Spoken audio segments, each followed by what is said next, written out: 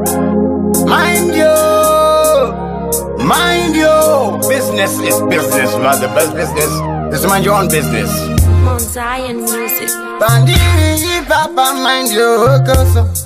Pandaga tika mind your jurusi. Paka oma, chinuza ndinongoona. Banenge vakandisona. Abali kuti ndikopona. Kuna mwari ndinofona. Nyangwe zvikanzi vachona. Umwe musi ndichagona. Zvese zviye zvandaikona. Kana vandipa mukana ndisingarovenerana.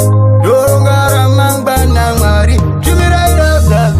Tumirairaza ndavekutsva ndatsvaina akudiwa mwari vati vane mari asiraza. Tumirairaza ndavekutsva ndakufaina asi mwari varipo. Apono ndogonza mwari ndo vanondipa masuru. Saka uchiona ndofamba nepasuru.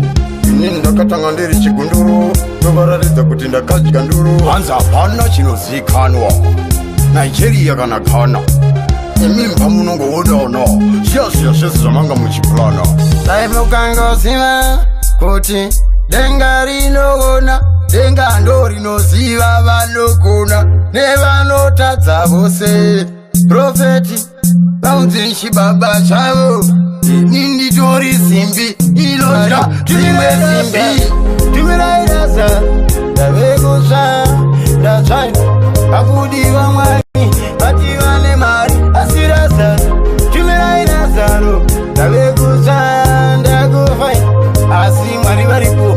Apono chibaba zvingaomese asampere. Daiti mbudzi riri vere. Vanorwadziwa avapore ende avanyare handizare.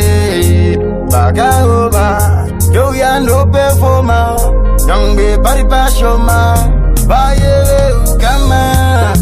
Razaro akangomira nemadziro. Kandai zvamunazvo mundiro ndiwo wangu mupiro. Saka mwari tumirairaza ndavekutsva ndatsvaina akudiwa mwari vati vane mari asiraza. Tumirairaza ndavekutsva ndakufaina asi mwari varipo. Apono ndogonza mwana wemporofita. Handifendaneta mwari vachaita zvigoita.